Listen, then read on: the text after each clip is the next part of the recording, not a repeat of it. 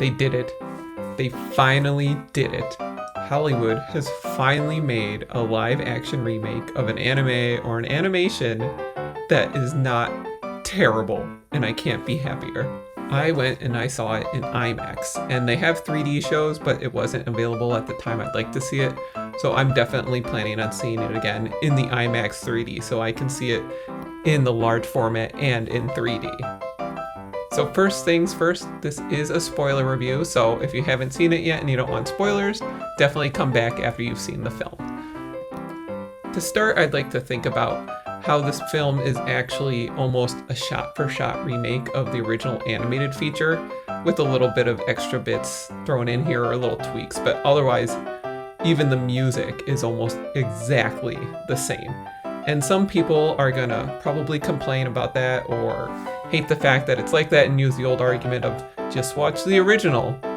But when it comes to adaptations or remakes, you kind of have a choice as a filmmaker or an animator. Do you want to be true to the original material down to everything, or do you want to make an adaptation and change things? And you can go both ways and have a good movie either way. And it all just depends on the script and the quality of the storytelling, regardless of whether it's true to the story or whether you kind of follow your own path and change things up. Kind of like how the One Piece live action completely did their own thing, but it was still enjoyable. I honestly don't mind that this movie was mostly just an exact remake of the original, because the original movie is so good that, you know, it's fine to just retell it with the new visuals or with live action and just make it entertaining in that format. So I'm okay with it, and I actually really enjoyed watching this movie. I thought the casting for the guy that plays the main character was actually kind of cute. So shout out to casting for delivering when it comes to that portion of the film. One little thing you might notice is that on the face of the main character is that they did include the little scar that he has on his face that's from when he's a baby in the second film. So I'm glad that detail's there, because they're paying attention to the plot and what's going to happen in the future. I also think a lot of the other actors and actresses did a really good job in this movie. Like the guy that they cast for the male twin is absolutely perfect for the role. He's so homely, and he actually plays the part really well, and so does the other guy. I think the character's name is Snotlout.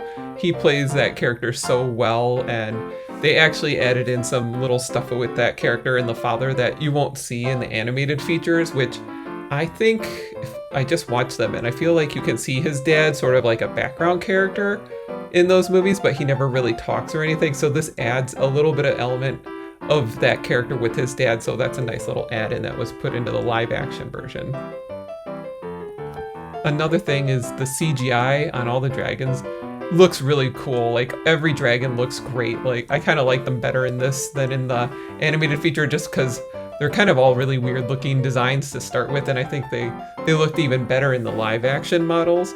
And I think they might have even copy and pasted some of the animation from the DreamWorks cartoon version to the live action, because the animation is like so good and it looks exactly the same. So it's possible that they were reusing those models and even the animation sequences and just kind of pasted them into the new remake scene. So we'll find out more about that in the future.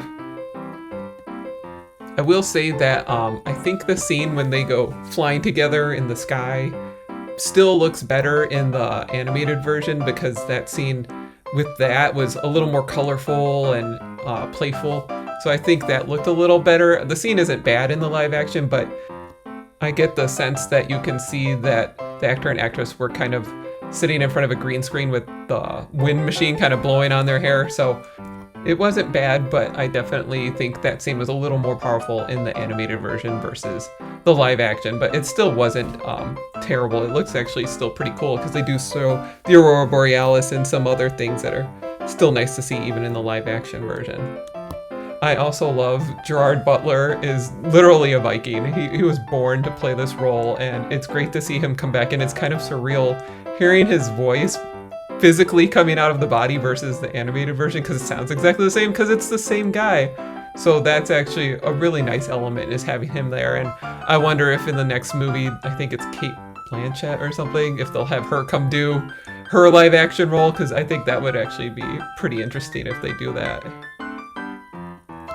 One element that people might have noticed or kind of call out is some of the casting of the background Vikings, where you'll notice that it's more diverse than the original movie, but they actually found a way to kind of write that into the script to kind of explain why it's like that, rather than some of the Disney stuff where it's never explained, it just is.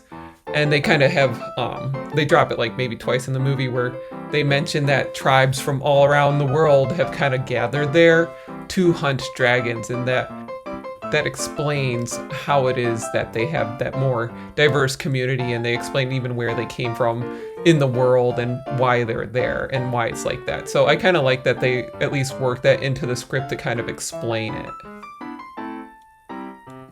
One little dialogue note that I'm pretty sure was not in the original movie that we should note now that might come into play in the sequels for plot reasons is that when he's talking to the girl about why it is that they have been killing them, or why are the dragons there, is that they've encroached on their territory and where they feed.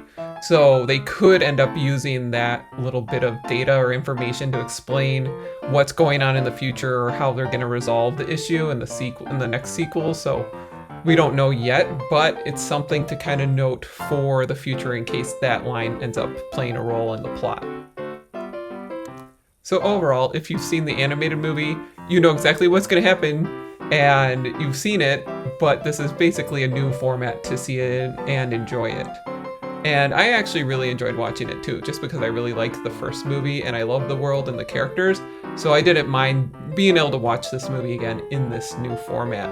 And if you think about it, franchises kind of start to die off if they languish too long without, the public exposure, so this is maybe a smarter way to kind of reinvigorate the brand or bring back this character in this universe, since the way the movies end kind of make it so you don't have anything to do in the future, where I explained in my other video how I would like to have seen like a time jump and seen the future generations of dragon riders breeding and conservation kind of universe, sort of like those Dragon Riders of Pern books, which I think could have been cool, but that's not how the series ends, so I doubt they're going to change the ending if they're kind of going scene for scene remake with this. It's going to have the same ending, which will mean that the franchise won't have any more movies past the third one, in which case they'd have to reboot it again in 20 years or something. But I don't really mind that this movie exists. I kind of really enjoyed it because I just really like the story and I like the characters, and I think this was a really, really well done remake. And they even had the original director and screenwriter work on this, so that's probably why it's actually so good, and I hope everybody goes out to see it and just enjoys it. I think for Father's Day it'd be a great father-son film, so all you dads out there, go see it with your sons, and if you can see it in an IMAX or those large format screens, definitely do that, because IMAX is always the way to go, and I might even go see this again in IMAX 3D, so hope everyone enjoys this, hope you like what I had to say, and thank you for watching.